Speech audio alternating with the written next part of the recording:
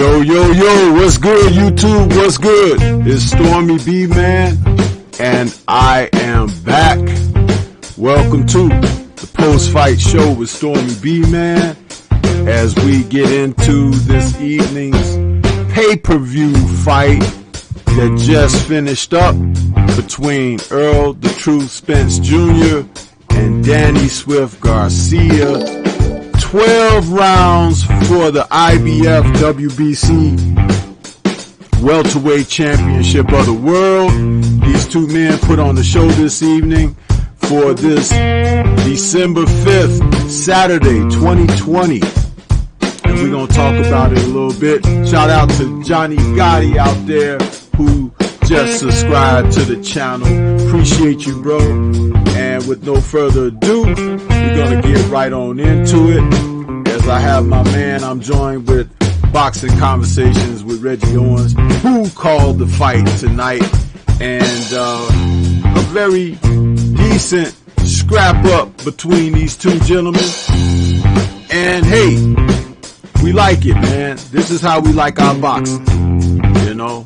So we're going to get on into it. How you doing, Reggie? What's going on, man?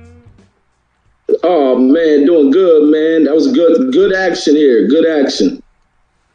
Yes, sir. And, you know, for any of those out there who were questioning, you know, what was going to happen and had their thoughts about what was going to happen and everything, we got a chance to see it happen off the page. And, yeah, it was good stuff, man. I was pleased with the fight. I just, you know, it's funny when you get the top guys in there with one another.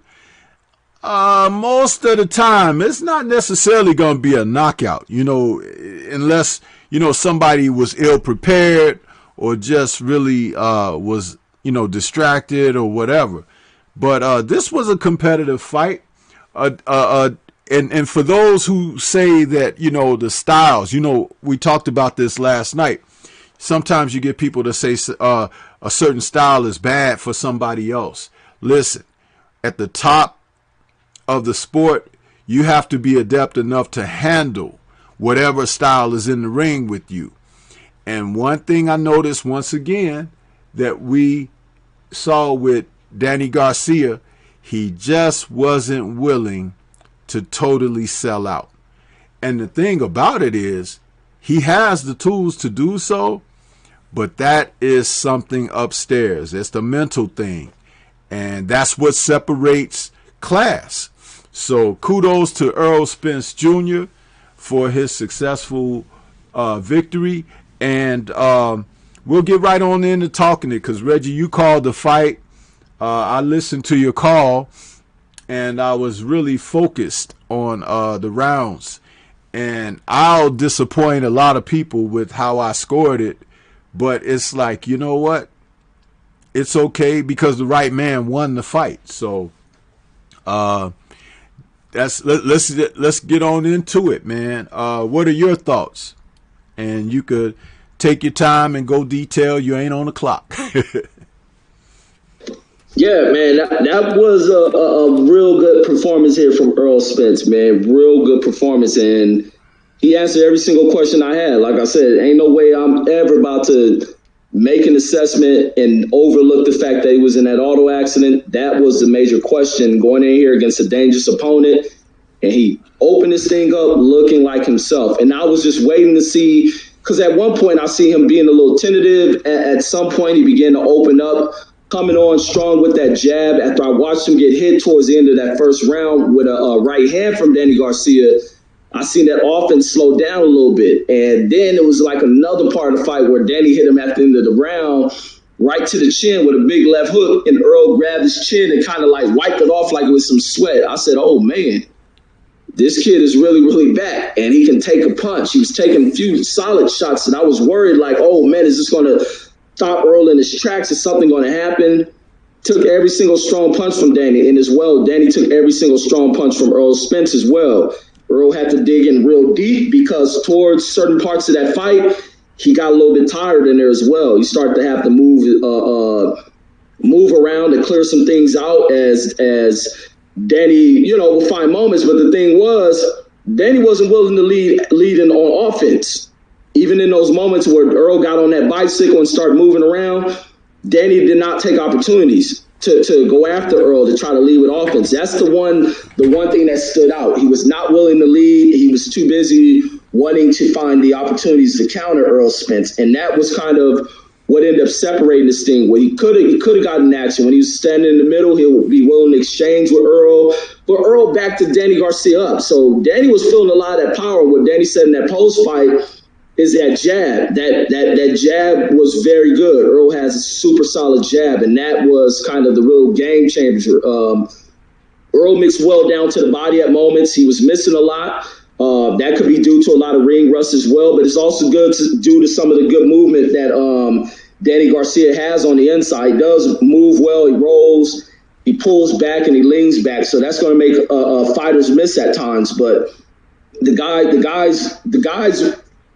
guys worked well in there. Both fighters did well up in there, but I was super impressed with what I seen from Earl Spence, especially knowing the story where he came from. And this guy looked stronger. He is himself. You never seen no one back Danny Garcia up like that. Earl was very, very strong tonight. And it's no telling what's about to happen with his continuation in his career. Like you say, nobody at 147 messing with him. So the confidence is at an all-time high. And he's ready to roll up out of there. I thought he looked nervous at first coming into the ring walk. Once he got in that arena, I was like, man, this dude looked like he's coming alive. He's coming back to life. The smile started rolling out his face, that bell ring. He was back at home inside of that ring and doing what he loved. And just to watch him walk forward at Danny Garcia and having Danny Garcia moving around against the ropes, swelling Garcia up, if it was a 15-round fight, he possibly could have closed that left eye of Danny Garcia. So he put a lot of paint up on Danny Garcia and put a lot of cracking on it. But the thing with this one wasn't so much about what you can do with a punch, because Danny wasn't going nowhere in that fight. Danny took every single strong shot from there. But what it shows Earl was in the proper cardio conditioning to outlast this dude, outperform him, pressure him. It was good stuff. And even in the rounds where I watched Earl Spence start to get on that bicycle, the one thing I like that Earl did is he put enough in the bank. He put enough in the bank in those rounds to find like 45 seconds to take off and start moving around, because the round, he did enough to steal the round. Now let me try to reserve something. Let me move around, as they were in these championship rounds where I thought he was fading a little bit. But he's smart. He fought intelligently. So it's like the mind is there. The skills, the talent is there. Like, oh, my God, where's this kid going, man? It's my question about that. But I'll go and pass it over to you, OG. Yeah, this was a performance that indicates, where he is as far as his levels. And he is definitely above Danny Garcia. The activity and pressure that he put on Danny, he made Danny go a little faster than Danny wanted to go. He made Danny defend himself, which is why Danny came across as, being, when he was offensive, he was defending himself. And there's a difference there. Salute to ABN out there in the super chat. He says, salute STORMYBMAN, bless up family. What a great fight. Danny probably 2 more fights, then he's done. Well, yeah, he can fight the other guys that he hadn't fought yet. He could fight Bud. He could fight who else did he not fight? Was that it? Yeah, because he fought Thurman and Porter already. So yeah, he could fight Bud next. I'm not next, but that's another fight that he can get down the line or whatever. But as I was saying, he put the pressure on Danny to perform, to do something. And Danny was effective with that right hand. Remember me saying last night, I said it wasn't going to be his left hook in this fight. I said it was going to be the right hand. So at least, that aspect, he did look to do it, but he didn't do it enough. and he didn't take the lead enough in the fight. There were moments when he was given the opportunity to do so, and he didn't do that. So, with that being said, Danny is now forever that fighter who fights from behind. He fights second. And even in the amateurs, they try to tell you to be first. That's one of the things that the cornermen usually work with you right away, right off the bat, as far as tactical and strategical means to be effective in the fight. Be first. Get off first.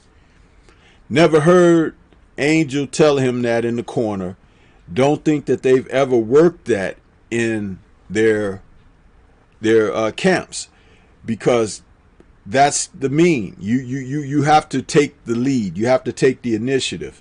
And once Earl realized, and it didn't take him but a round or two, that Danny wasn't there to try to take the initiative, Earl was in a place where he was okay. Therefore, that posturing, like wiping his chin, like the punch didn't hurt and stuff like that.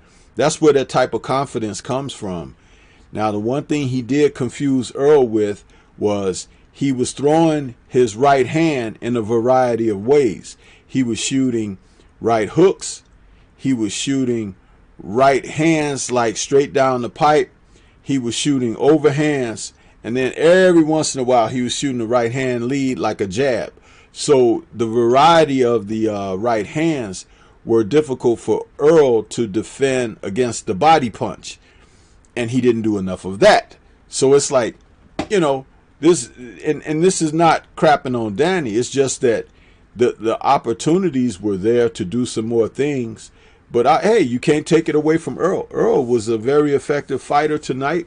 He fought behind his jab, which is the most important thing to do. He took the lead. He took a break. He was able to come back and finish strong. So he was very effective in this fight. And it was a very competitive fight between top welterweights. So, and he did show the separation between he and Danny Garcia. I thought it could have been a little bit closer if Danny had taken an initiative, but he didn't elect to do that. And I hate to hear Sean Porter be correct, because Sean was talking so confidently, but it's kind of hard to take him serious when you look over there and you see that attire he had on, and it's like, man, and I heard you in the calling of the fight, Reggie, talking about those shoes. We do have to get on that subject or whatever before we get out of here tonight, but man, somebody need to, get that guy, a fashion officer or something, because he I don't know what Sean is doing out there. But yeah, good fight, man. I enjoyed it. Salute to Earl Spence Jr. retaining his titles, and now he got that one under his belt. It's time to go and move ahead. What I would like to see going forward, he and Crawford are on the same schedule. Why not make that fight next? So that's what I got on that so far. Yeah, that's all I got, man. I'm just impressed, and I want to see where Earl's going to go. And looking in his time off, and that's what he was saying in the post-fight, the conference they're doing is that his thing is not to go back to those old habits of just falling off when schedule, staying busy, getting right back in the gym, that living this lifestyle like a fighter.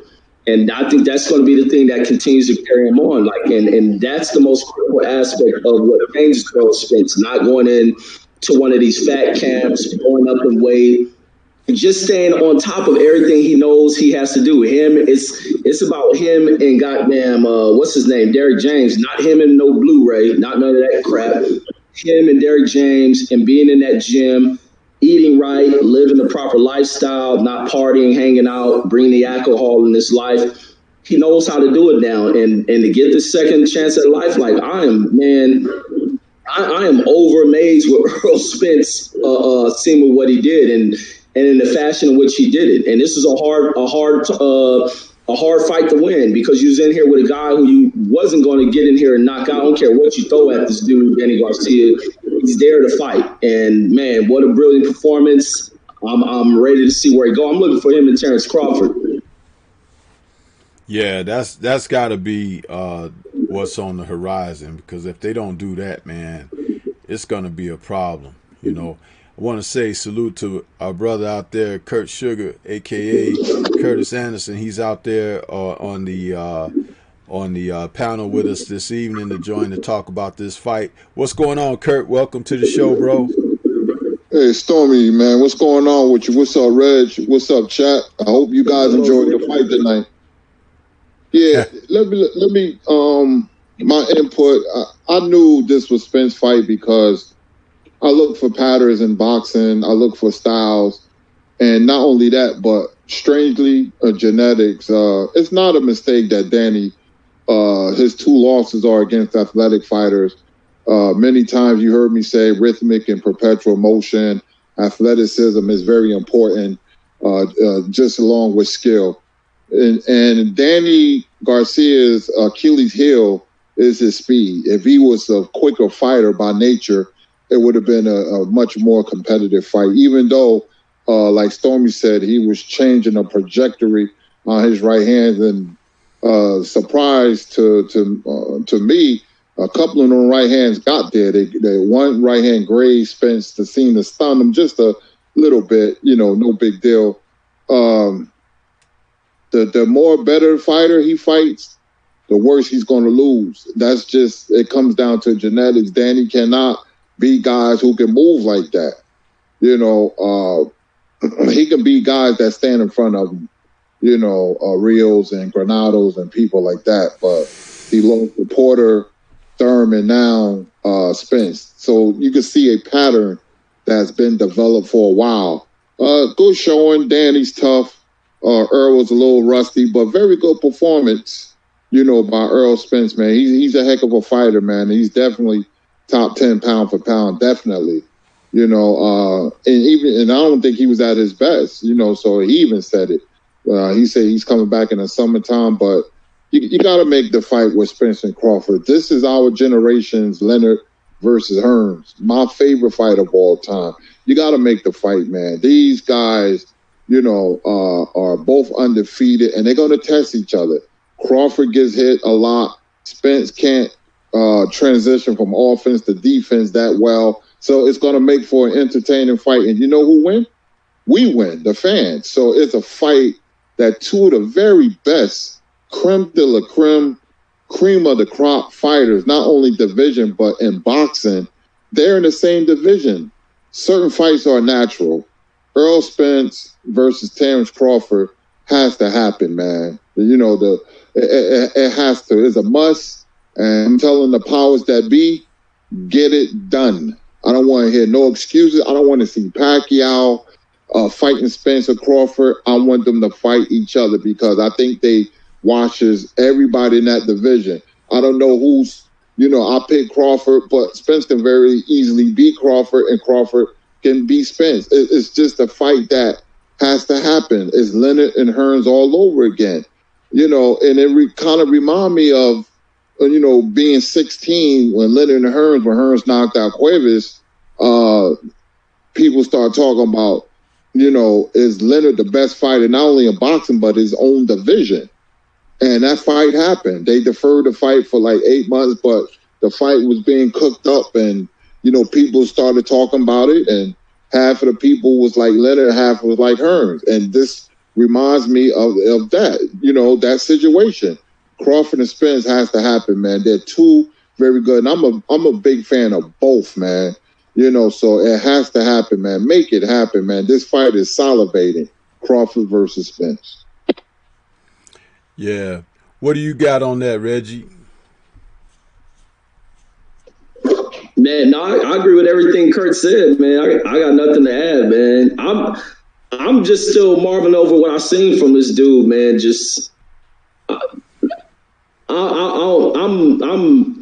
don't know, man. I'm overjoyed with what I've seen from Earl, being with the fact of what he came through. I thought there would have been some effects of it, and this dude is still who the heck he is. And I think this dude is going to possibly one of these dudes that can really steal away the torch. I think he's going to really steal away the torch to where Floyd is no longer interfere within the sport. And I think that's one of the things that Earl has to recognize, that he is that guy, and it's time for him to take that torch. And as well, Crawford can find this is an opportunity to stand in front of things and become the star he needs to be. I'm looking forward to that. But I heard Earl make some comment about Crawford making a statement that he don't care about, he ain't worried about Earl or something. Those type of comments he needs to stop making and start speaking up, being up on this fight. But, you know, he's there for a reason. And the fact that he showed up to this fight is another big thing. But I wish the PBC would have made more about of it and not kind of shun away this dude because he's on the other side of things. It's something they should have built up. But like Earl was stated, he's ready to get back to his family, take a week off, go back to this country lifestyle, buy some horses and cows and stuff like that. This dude is locked in, man, and that's what you want to see from these dudes. And he ain't taking too much time off, looking to get right back here in the summer, which is about the perfect time to be right back in there and also get back in the gym, keep the weight in control, and it's domination. But not to say that he can't be defeated. There are some dangerous guys coming up in this game, so it is time to lock in, stay really locked in on this game of boxing, and then see where he goes. But his story is going to be an amazing story. But man, I just can't wait to see where Earl goes in come this summer, and I think it's going to be huge. Fans are going to turn out, man, because both of these fighters impressed in this fight. They gave a good damn fight. They gave a real good challenge, and this was a well worth it fight between these two. It's a well worth it pay-per-view event on every single fight on this dang card. Every single fight on this card was a pretty impressive affair. So salute to them for putting this on as well. To every fighter that came out tonight, especially the winners. Yeah. You know, as we look at these fights, you know, if the guys just step up to the plate and fight who they're supposed to fight, the sport would be better off.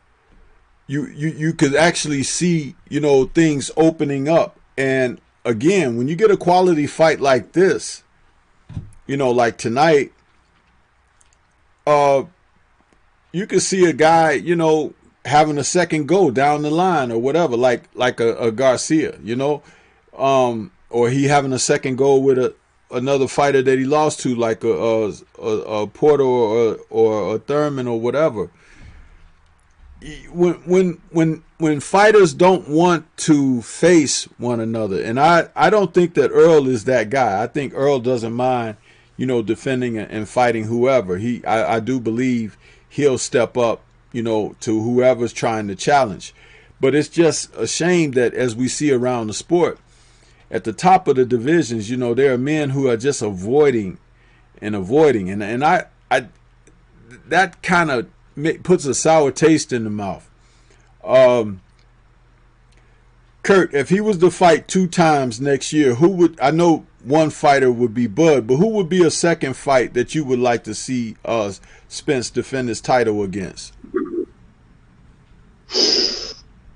Well, I would have to say Pacquiao, because Spence is beating everybody else. Nobody's going to beat Spence but Crawford. Nobody's going to beat Crawford but Spence. It's funny you asked that. Ironically, when the brother Reggie was talking, Teddy Atlas was on television talking, and you know what he brought up? They showed the tail of the tape. The tail of the tape wasn't Earl Spence and Danny Garcia. The tail of the tape was Earl Spence versus Terence Crawford. Measurements, height, weight, everything. Because it's a hot fight. You can, when there's a hot fight, you can feel it. You can feel the intensity. You can feel it. In the welterweight division, you always had rivalries. You had Trinidad and De La Hoya. You know, they said that fight would never be made, and it was made. You had Milt McQuarrie versus Donald Curry. You had Tommy Hearns, you know, and Sugar Ray Leonard. You know, you had Marlon Starling and Mark Breland. You know, the welterweight division is my favorite division of all time. You know, and this fight is natural. I'm salivating over the possibility, you know, that this fight can be made. I want it to be made, man. Get it done. I don't want to see Pacquiao. I really don't, man.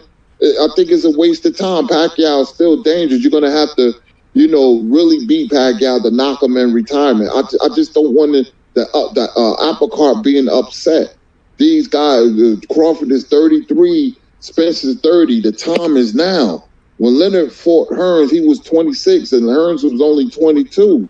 You know, get it done. These guys are Spence was in excellent shape, man. Even though he got tired, that's because of the rust, and it was his first fight back since September 19th. But God, dog, man, he's beating everybody. Look at his resume, man. You know, I mean, very impressive tonight. And this was not a Spence that 100%, but you know, Crawford being there when they showed Crawford. You know, I got chills, man, because I'm just imagining him in the ring with Spence, man. It's a fight. Is the most anticipated fight in boxing. You know, so get it done.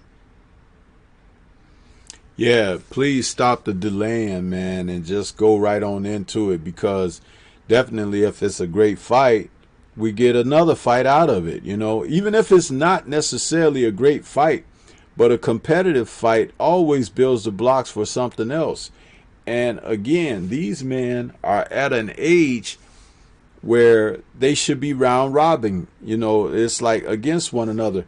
What I don't like is how I had to phrase my question when I asked you, Kurt and Reggie, because it's like, for a man that's 30 years old, why are we even talking about the possibility of him only fighting once next year? It's like, what the hell? Man, he should be fighting at least a minimum of 3 times next year. You know what I'm saying?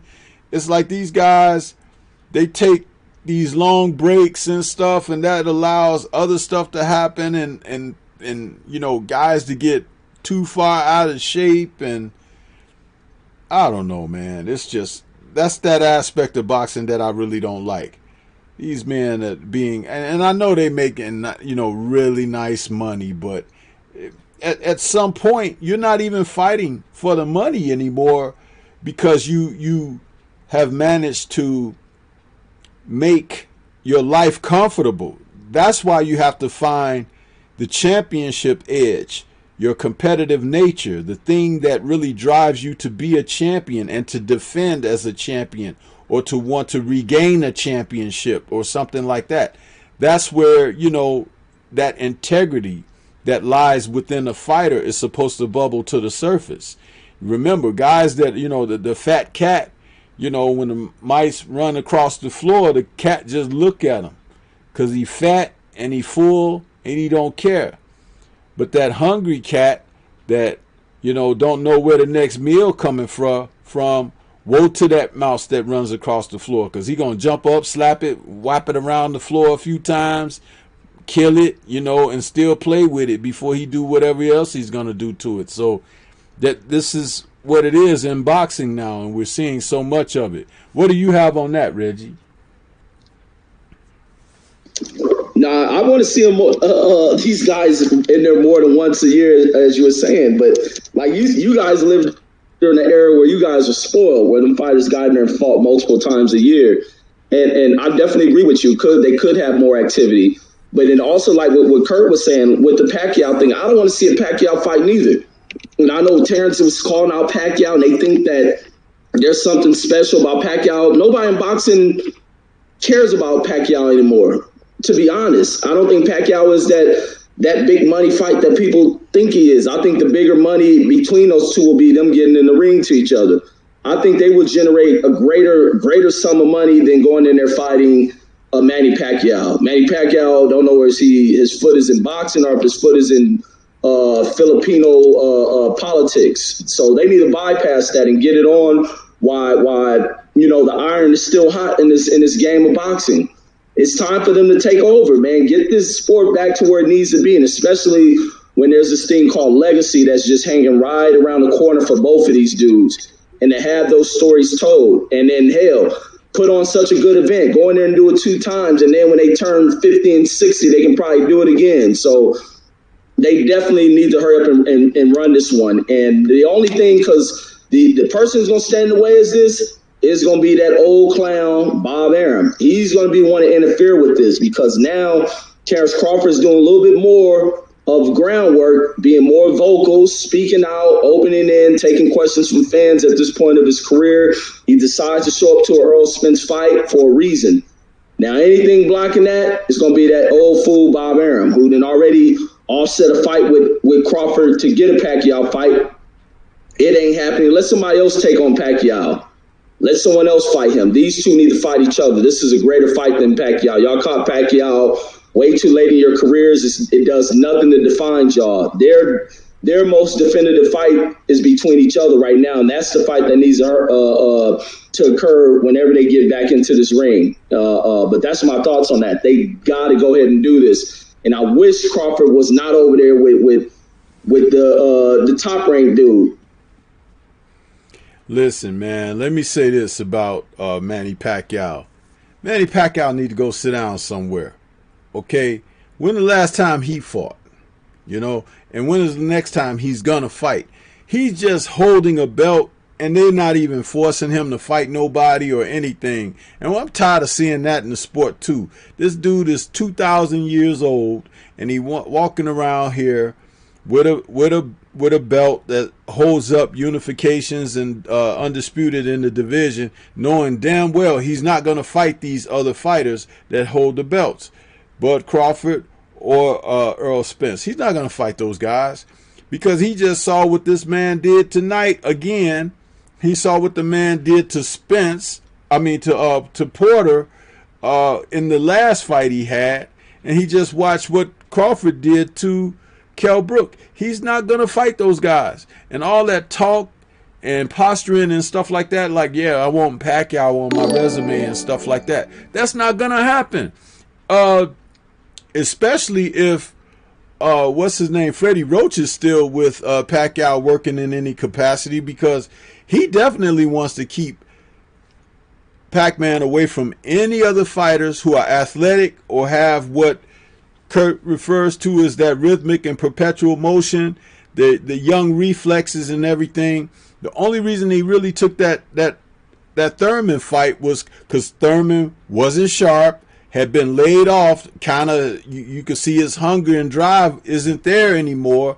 And when Josecito Lopez gave Thurman the bout that he got, Pacquiao was like, if that guy could do something, you know, I could do a little bit more than him, because I have more than him, even at my, you know, older age. So yeah, they need to like start petitioning for Manny to give a belt up, because he ain't gonna fight him, and start dogging him, start, you know, disrespecting him publicly, not in the sense of like talking about, you know, him or so, but saying like how he's not worthy to hold that title. He's just holding the belt up. Because who really, at his age, who is he gonna fight? Is he gonna fight Ennis? Huh? Is he gonna fight Virgil Ortiz? The young guns that's coming up? No, he ain't gonna fight none of those guys. So go sit the hell down and retire already. You done accomplished what you done accomplished, and you're a surefire Hall of Famer. Go sit down somewhere. Give that doggone belt up and stop holding up the division, man, because you're holding it hostage, because you're not going to fight these guys. He fought Adrian Broner, but it was like Adrian Broner wasn't even these guys. You know what I'm saying? And that fight was like, you know, it wasn't a real close fight, but it kind of showed you that Manny is not, you know, he's not the long-term answer.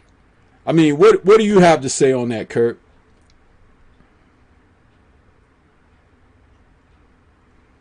If you're there, you're on mute. Yeah, I'm here. You know, when Terrence Crawford and Errol Spence, they get Manny power by keep mentioning his name. And they calling out Manny because it's business, and and it's a good name to put on your record, your ledger. They understand if it's Crawford and Pacquiao, it's going to be a hit, a successful pay-per-view. If it's Spence and Pacquiao, it's going to be a hit, a successful pay-per-view. They know this, life-changing money. I wouldn't mention his name, but see, Pacquiao can do us a favor by upsetting the apple cart and picking Mikey Garcia over Earl and Terrence. And that would probably put more pressure on both of them to fight each other because they in the Manny Pacquiao sweepstakes. Now, Manny Pacquiao been quiet for a very long time, weighing his options, playing with us, keeping quiet, because he knows he's a legend and he can pick and choose. It's Manny name that has the power because he's a surefire Hall of Famer, like you said, and he's a living legend. But if he will make me happy, and if you hear something, Manny Pacquiao has decided to fight Mikey Garcia, because that's good for us, because it will bring Terrence Crawford and Earl Spence closer together, the pressure. And we all know pressure busts pipes. So, Manny is called it a log jam, man. I really don't want to see the Terrence and Earl fight Manny, man. You know what I want, man. Before I go, I just want to say, man, that I enjoy Earl being back. I'm glad he's back, man. The jab was there. His footwork, he seemed a little lighter on his feet. It was a good performance, man. And, make it happen, man. Make the fight happen.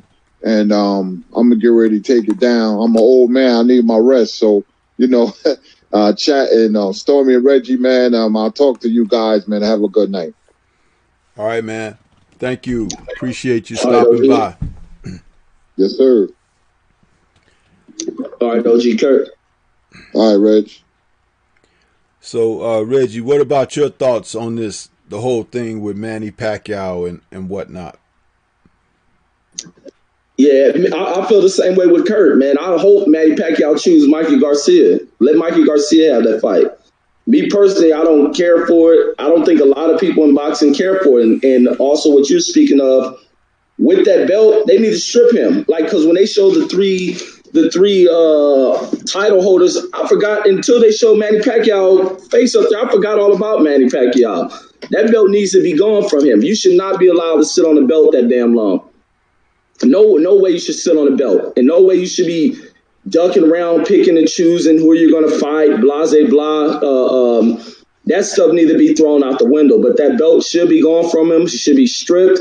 He's not serious about this game. They should be telling him who he's going to fight rather than Pacquiao being able to be at free will doing whatever he wants, which tends to be what happens a lot within the sport. But I think the fight should be given to Mikey Garcia. Let those two go at it. So that way there's no excuse. Earl Spence and Terrence Crawford have no other choice but to fight each other. And I think that's beneficial to the sport of boxing. They have to do beneficial to the sport of boxing. Every power that be within the sport of boxing should be making that happen, because that is big for the sport of boxing. It uplifts the sport of boxing, and it puts the sport of boxing over the threshold of every single sport that's out there. So to hell with Manny Pacquiao. Let this fight happen, man. And it's time. And to hell with Bob Arum, because I know he'll be one of these folks standing in the way of it. But that's my thoughts on that. Yeah, man. Let me ask you this. How long has it actually been since he fought Broner? Because Broner was his last fight, right? Or was it Thurman? I think it may have been Thurman. Let me go to BoxRec real quick. Yeah, it was Thurman, because he won that belt from Thurman. So if he fought Broner before Thurman, so how long was it between the Broner and Thurman fight, and then how long has it been since he won the fight with Thurman? Because it's been well over a year. Had to be. Because I remember it was around this year, last year, this time. No. Springtime last year when I did that, because I did a hilarious stream off of Thurman getting knocked down and everything that Sunday morning. I remember doing that stream and I had those photos up about it, and I was just enjoying myself to the extent that, you know, Thurman went into that fight with the wrong idea. So if you're talking about calendar-wise, it had to be, what, in the spring? Okay, somebody in the chat, salute to Tone Brown. He wrote Thurman, and it was July 2019. Okay, so this is December already. Huh? And so it's a year and a half. So where's a mandatory defense? Where is someone getting their shot at that belt that Manny is just sitting on? Are you freaking kidding me? They couldn't wait to try to strip a belt from what's his name? Andy Ruiz Jr. when he beat Joshua. You know, a week after the fight, they were talking about stripping him for one of the unified belts because they were like, oh, he got to defend against this guy within so many days or whatever, or we're stripping. And it was like, dude, he just won the title 6 days ago. You understand? It's crazy how they do this stuff and they play these games, and then you look up and it's like Manny Pacquiao has held the belt for a year and a half and they ain't fought nobody. And you want us to talk about it being like, well, this was COVID and all that. What about all these other dudes that COVID? Hell, Earl had a life-threatening accident and still came back tonight. Huh? Sean Porter fought this year. Bud Crawford's fought this year. All of these championship fighters have fought. And where's Manny Pacquiao? Seriously, we need to light a fire under that dude. I mean, Reggie, come on. July of 2019, this is December of 2020. We're going right into 2021. It'll be almost 2 years. The guy's been holding a belt and ain't fought nobody. Yeah, man, they let all these dudes babysit these damn titles, and then they run this crap about this the longest reigning champion and all that. He had the belt for 1,000 days, and that's the same crap they pull with Keith Thurman holding the belts. But it's funny because I was looking at Boxer when he got in there against Adrian Broner. So July 2018, he defeated Lucas Matisse. He went in there in January and fought Adrian Broner in 2019, and then 7 months or 6 months after that, after beating Adrian Broner, he got in there with Keith Thurman. So it's like, what's up with all this inactivity? It looks like he was going in the ring every 6 to 7 months. So now there's some type of pause and hesitation when it comes to the toughest challenges that he has out there. He don't want to fight these dudes. Yeah, he don't want to fight them. When he got in, it was funny when he got to that fight against Mikey Garcia and Earl Spence. He's in attendance, thinking because of listening to every word that came out the mouth of Mikey Garcia, seeing something, maybe possibly thinking Mikey Garcia will come out victorious, or that Mikey Garcia will have major success in the fight. And then when he didn't see that, the way he avoided that fight when he got in the ring, that's when they should have been like, man, forget this fool. He ain't worth it. I mean, why would you want to fight somebody like that who will go off and duck out of a fight like that? I mean, there's no interest. And like I was saying with Hustler Slim, like I think Hustler Slim's right about Manny Pacquiao's fans, being obsessed and wanting to turn out. But I don't think they're that obsessed. I don't think it's enough of them to turn out, because along with his fans, there's other people who come in attendance that are willing to spend money. So if those fans had the opportunity to watch Crawford versus Spence, or Manny Pacquiao versus whoever he chooses between those two, I think the money is more with the younger fighters. And I think that's what everybody within the sport wants to see. And especially when you got these two big fan bases between these two fighters. Manny Pacquiao fan base is virtually absent. They're an absentee audience. They have no voice within the sport anymore. That voice is dead from the Pacquiao side of things. The biggest voice is those who oppose Terrence Crawford, those on the Crawford side who oppose Earl Spence, and you need that kind of stuff within the sport of boxing to build it up. And then you have everyone else in the middle who wants to see it. And that's where you're starting to find the attraction in the sport of boxing, not Manny Pacquiao. A lot of us have forgotten Manny Pacquiao. He's been gone too long, and we want to see him gone. Go into the Hall of Fame. Go ahead and give it up. Retired. Manny Pacquiao's only in here for payday. But that's how I feel about that. It's time to get him up out of here. Drop those belts. Give those other people opportunities. Like you said, anytime anybody else who they don't favor and don't want holding their belts like that, they threaten to strip them because they ain't fighting a mandatory or challenging this other guy. We see what they trying to do with Usyk, getting opportunities, or else you got to give your belt up. Stuff bull crap like that. Pacquiao ain't giving nobody opportunity. Take the belt. He ain't even fighting none of them people up under him with silvers and all that other stuff in the division. I mean, exactly. And look at it for what we're talking about, what we just pulled out into the open. This guy hasn't fought since July of 2019. And we're getting ready to go. This is the last month of this year. So nothing can be done now. But we're going into 2021 and he has not defended that title. No number one contender, no challenger that may have been in line to fight Keith Thurman before Thurman took on Pacquiao, because if I'm not correct, that was a voluntary fight, right? A voluntary defense against Pacquiao for the money, right? For the bag. So if you look at it for what it is, according to their politics, we've just shined some light on a serious situation right here. And we should be clamoring for that belt to be stripped from him. I think that's the WBA? Take that belt away from that dude. He ain't trying to fight none of the young upstarts. He's not trying to fight any other contemporary title holders. So it's like, what are you doing? Get the hell out of here. Go retire somewhere. Be that humanitarian that you're trying to be. Be the governor, the president, or whatever you want to be over your country and your people, and leave that belt behind. Because you ain't trying to fight nobody. And if you want to hold your name in the sport, retire where people can just give you roses. But don't be trying to hold a title belt and you ain't fighting nobody. I'm serious. I'm starting the call right now. Strip Manny Pacquiao.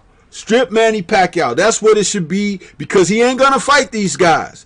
And even if he called himself trying to fight Mikey Garcia, okay, even if so, he don't really want that fight, because Mikey might beat him too. So it's not even a thing of competitiveness, but it's just a thing of trying to remain relevant. Get the hell out of here with that. We got young fighters on the horizon. Ennis, Ortiz, that kid Staninosis. We got some good fighters behind the guys who are the champs right now. And I want to see them. And I want to see them start mixing it up and get title shots and everything. And you're just standing over there in the corner somewhere in another part of the world, hoping that nobody shine a light on you over there while you're in the corner. Get out of here. Get your butt out of here. You ain't trying to fight nobody. Get him out of here. Seriously, chat, I'm saying this, and it's not like, you know, all of a sudden, oh, Stormy just want to go rant on Manny Pacquiao. No, but look at how he's holding up the division. You got two guys who are champions. Earl Spence, who's now come back, because he's back now. He fought tonight. You got Bud Crawford. That's 3 belts between them. Manny got the other belt. He ain't trying to fight either one of those guys. It's been 7 years since the fight was first proposed between Bud Crawford fighting Manny Pacquiao at all. Seriously. Seriously. 7 years. And you know, when he looked at Earl Spence, when he got in the ring, when Earl fought, what was that? Who was that Earl had beat that night when Manny got in the ring? I forget. That wasn't the, huh? That was against Mikey when Manny came in there. Okay, that was against Mikey. So he looked like he had doo-doo in his pants that night. Huh? He ain't trying to fight Earl. He ain't.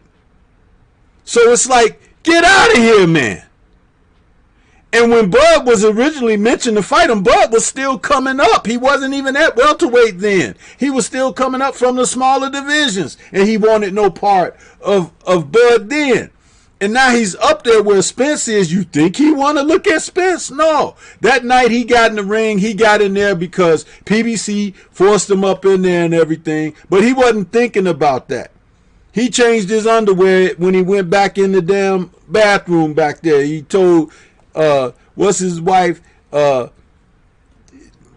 Peachy, whatever her name, hey, give me that extra pair of Fruit of the Looms over there. You understand? He was trying to change it because he soiled himself when he got in there with Earl. You see, he ain't coming to their fights, right? Where's the publicity? He ain't doing that on purpose. If you're another titleist, why are you supporting the sport?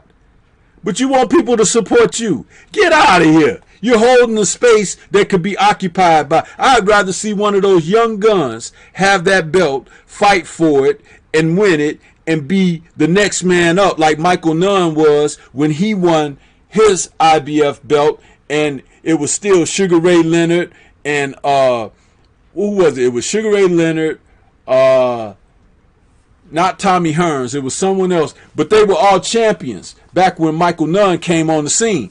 And they were the older guys, the elder statesmen that didn't really want to deal with that young gun at the time. So it's Jinky. There you go. Thank you, Lawrence Williams. The resident stat man helped me out with that. Jinky. Hey, Jinky, give me my other underwear. You understand? But this is ridiculous. Why is this man here? Why?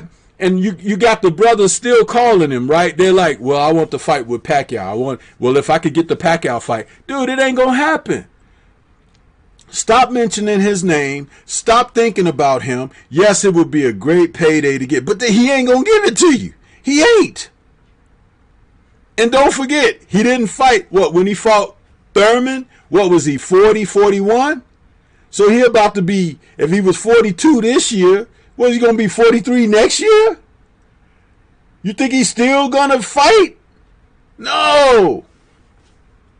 Come on, man. Stop messing around. Get rid of that dude.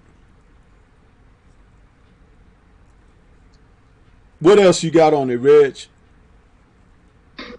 Man, that's all I got on that. Get them belts up out his hand, but the hell with them belts, man. Crawford, Spence, stop worrying about Manny Pacquiao. Yep. Fight each other. Yep. Fight each other. And make it a 2-fight deal. Make it a 2-fight deal so you freeze anything else around you so that you guys can make as much as you can.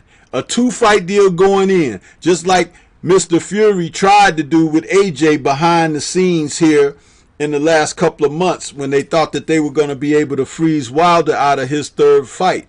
But they should make it a 2-fight deal, and it should be lion's share for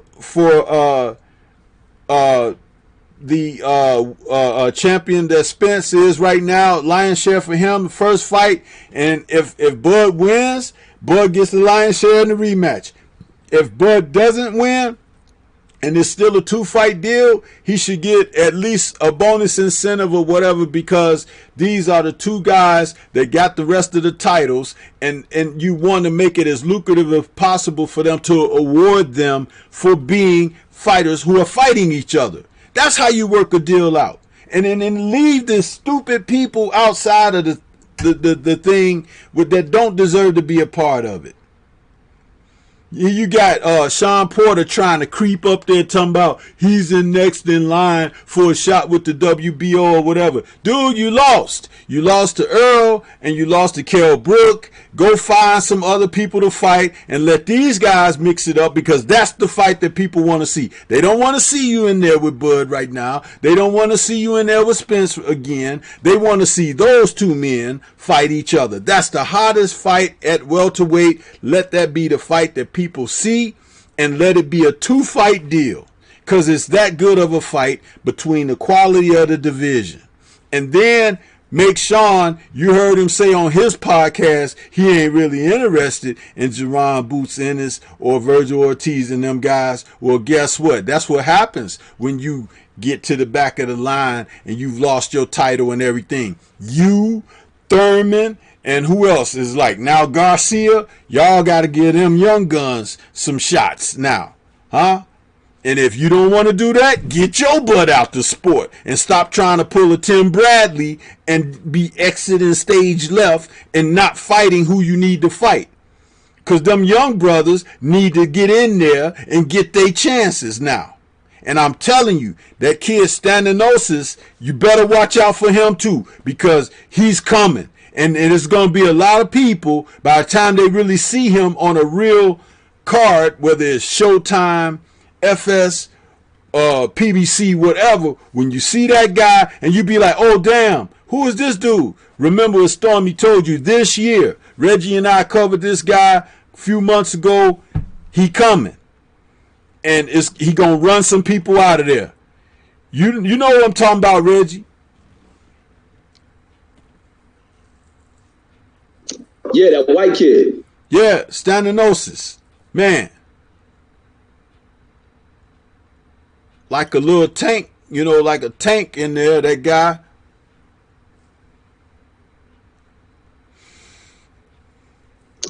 Yeah, ain't no time for none of these dudes to sleep. That's why they got to hurry up and get it out the way. They got to hurry up and get out the way. Don't make the mistakes these heavyweights made. Don't make none of the mistakes these heavyweights made, meaning Anthony Joshua, and who probably going to mess around and lose next Saturday. Yeah.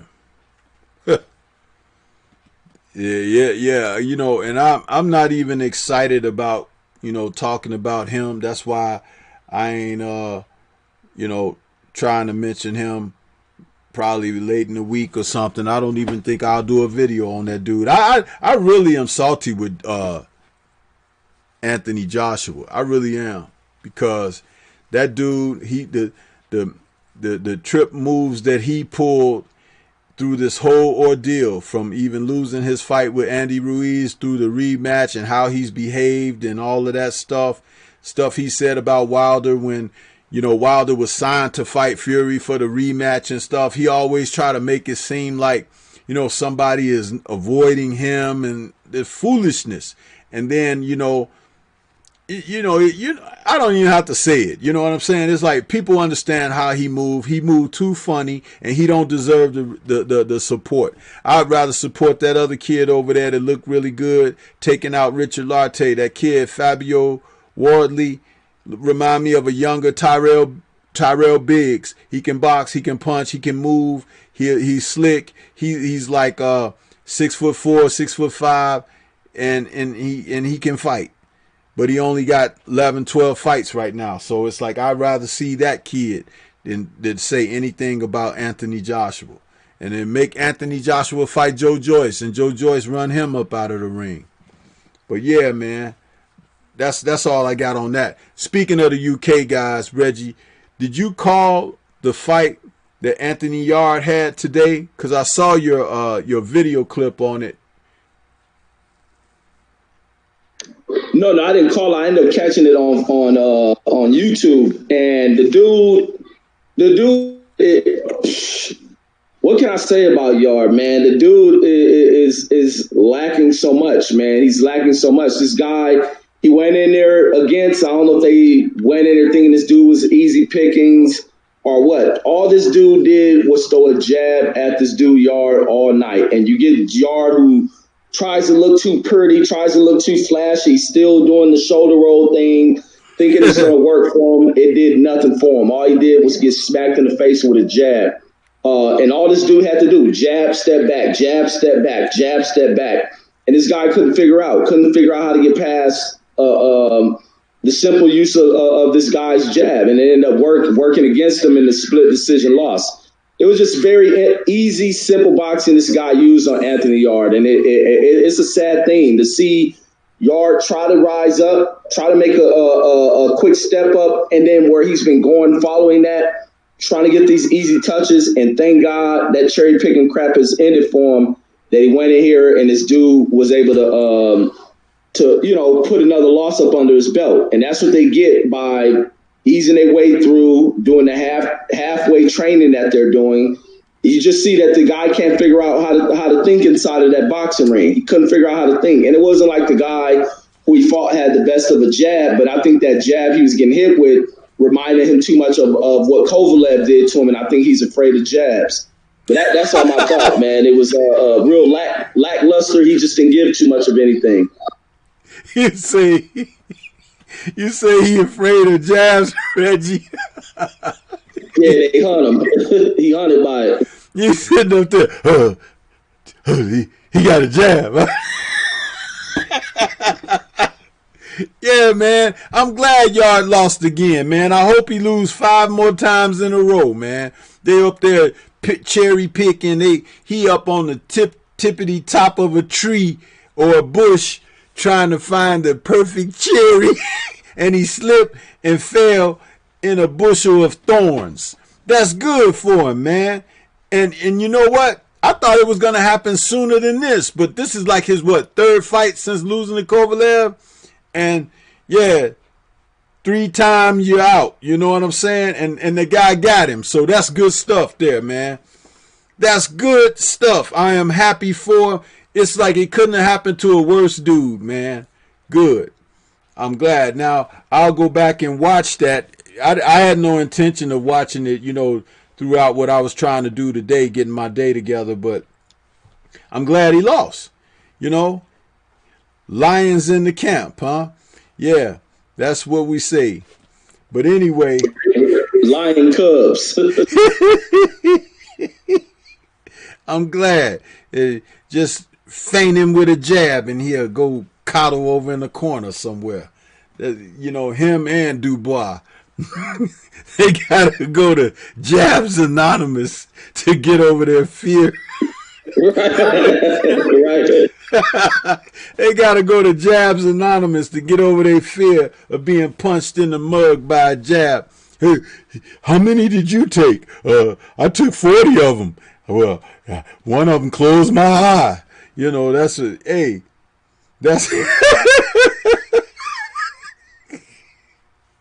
I'm telling you, man, they give a whole new meaning to the word Brits. And I said this in the chat the other day. I say Brits equal brittle. They ain't got much strength to them. They brittle. And that don't mean all Britain people. I'm talking about these 2 fighters, Dubois and Anthony Yard. Brittle. That's what they are. Brits, brittle.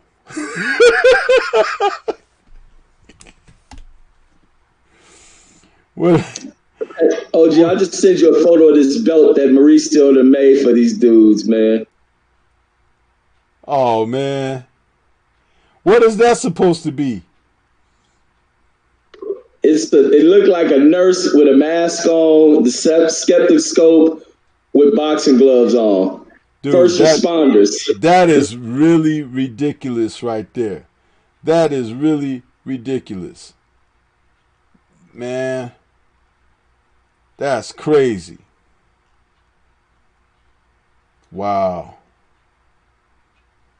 That's crazy, man. That is crazy, bro. Man. But anyway, I don't really want to necessarily go into the other fights, Reggie, unless we talk about that first fight of the card, where we got to see Mr. Ramirez, Eduardo Ramirez took on Miguel Flores. That was a good fight. That was a good fight, and I like what we saw from Eduardo Ramirez because he looked like a guy that's world class and ready for that title shot. Oh, hell, most definite, man. Oh, hey, that was some beautiful boxing, man. Beautiful boxing, beautiful movement, no wasted movement, the mixing of the punches, and the way he ended that fight. Like, even without a knockout, I was just impressed with the way this dude styled his way through that fight. He is properly trained. He knows what he's doing out there. But the way he set up that final moment to knock this dude out was brilliant. Shooting the jab, missing it, no, the roll up out of there, along with throwing his right hook, knowing where this dude's chin would be. This kid is really ready for it, man. That kid was bad. That was a bad kid right there. Yeah, very good fight, and his performance, it spoke. You know, he had every punch in the book too. He was landing shots. He had range finders. He was taking the power off of his shots. He was hitting with power shots in between punches. He looked really, really good in there against the guy he was fighting. And I believe that's featherweight. And Lawrence Williams in the chat, salute to Lawrence. He says that he may fight Gary Russell next. If he fights Gary Russell, that's a good fight. Gary got hand speed, a lot more hand speed than the kid he faced tonight. But I think he'd be a game opponent for Gary. I would favor Gary in the fight, but fighters like that, man, they come out of nowhere sometimes. It's like you do have to respect them and what they bring. What are your thoughts on that, Reggie? A possible matchup with he and Gary? That'd be a good matchup. And then Gary, another cat, we thinking about him. He ought to be stripped of the dang belt as well. But he needs to get back in there. That'd be a perfect fight for Gary Russell. He needs to be making a call for that fight, man. Gary, come on, it's time to get back in that ring. I think this is that dude right there will be a perfect opponent to give an opportunity for that belt. But I forgot about Eric. Gary needs to get in the hunt, man. He needs to get back in the hunt of this boxing thing, and he should have been on some other cards, or if he's trying to lead his own card, it is about that time to get back in the ring. And this dude right here can probably have a quick turnaround. He didn't take too much damage. He got about 5 or 6 rounds of work in there, and it's time for him to make a quick turnaround. Give him 4 months or so. He can get in there with Gary Russell, and I think that definitely should be a fight that needs to be made for Gary Russell. And he has to get back active, man. He's another guy going up in age. No need to be chasing after these other guys who've been running. It's more competition in boxing, and the boxing doesn't remain in the hands of just 1 or 2 people. I mean, there's other people out there, but that kid, hopefully his team starts to go after Gary Russell and call for it. He needs to make that challenge, but I definitely want to see Gary back in the ring. And I think that'll be a very good contest between those two. I think it'll be a good stylistic matchup. I favor Gary in that one, but I got to see Gary back in the ring.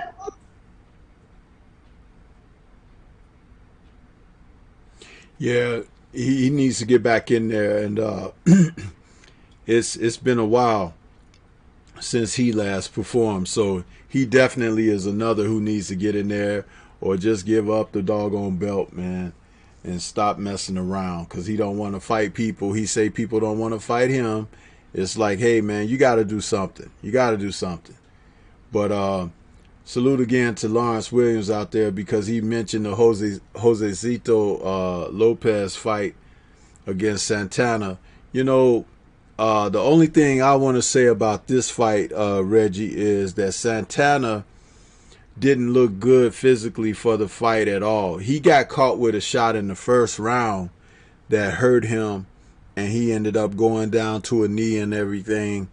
But he looked wobbly throughout the fight. And I've said this so many other occasions. Fighters who are rocking and wobbly and things like that, that doesn't just happen on the night that they get in there for their live fight before an audience or whatever. It happens in the gym. That guy is now punchy. You can't tell me he isn't, because he's fought some quality fighters and he's been taking shots, but he had to have been getting hit in the gym. If he wasn't getting hit in the gym, that means he wasn't sparring quality opposition. So when he got in this fight against a quality opponent, it showed up in the fight, which is probably the key to whatever he was doing in the gym before the fight, because his trainers probably had him fighting at mediocre opposition, getting prepped for this. But when Josecito hit him, he was wobbling. He was like, staggering around and stuff. And after that one round, when he took a shot and he got up, you know, off the canvas for the count, and he was walking back to his corner, even Lennox Lewis was like, he's got spaghetti legs. They should be stopping this. It was ridiculous because the cornermen kept putting him out there. And what fight was that we just saw a few weeks back where the fighters, cornermen, were doing the same thing? The guy getting beat half to death in there. When are you going to stop the fight? What are you looking at? This man deserves to live his life outside of boxing, and you're going to make him have, you know, mush for brains? I mean, come on, man. What the hell were those people thinking in there? It was ridiculous, man. And again, where's the commission? Just like they never catch nobody cheating, they don't catch the people who shouldn't be in there. You're talking about organizations that still let Muhammad Ali go in there when he couldn't even hold his arms out and extend them to the sides like you spread your wings and bring your finger back to the tip of your nose and touch your nose. A simple test like that, he couldn't touch his nose. He was missing his nose every single time. And it's like they said, okay, you're cleared to fight, Larry Holmes. Get out of here. Again, here we go with this. These people you got a referee that wouldn't call a fight off, huh? You got doctors ringside that won't call a fight off. They see the guy walking on his heels. They won't stop it, huh? The cornermen won't stop it. A fighter don't stand a chance if ain't nobody gonna stop him from getting killed. What is that?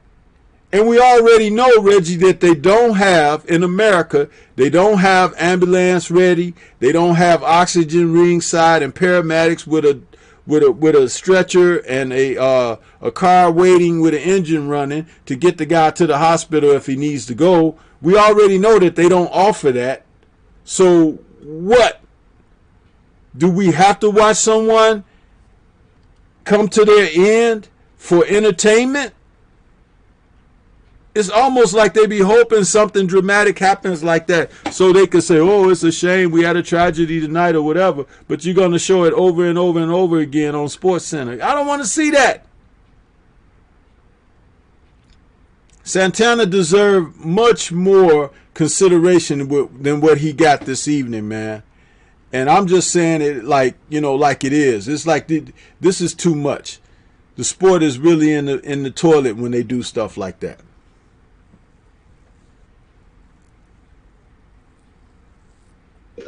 Yeah, I definitely agree with you on that one, man. And I think the corner should have been in there looking at the safety of that fire. Like, it was like in the 6th round or something. I was looking, like, just reading the expressions on him.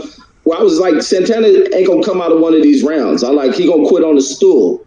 And he was looking for his corner to do it. And even when he was knocked down, he looked over towards the corner, like, because there's a war, he don't want to quit. So it's like, man, y'all do it for him.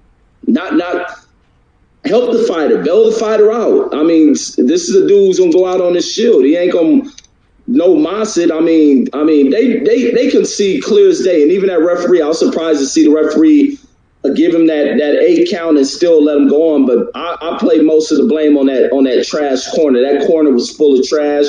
Looking at the coach looked like a dang idiot. Looked like a fool who doesn't know what the heck is going on. And safety is the last thing on that guy's mind. But I mean, it was sad, but lucky he ended up getting stopped when it did. But it was just too much damage Santana took.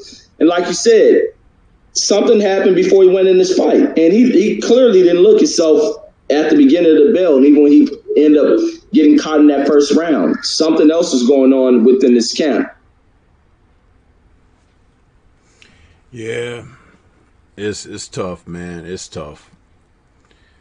But that's about it for this evening, I think, Reggie.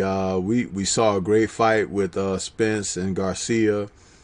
Garcia wasn't up to snuff. Spence turned back his challenge. He's back now, and he's ready to go forward and defend his title and take on all comers. I hope that we can get at least 2 fights out of him next year, and hope that one of them is Bud Crawford. So why don't you go ahead and give us some final thoughts?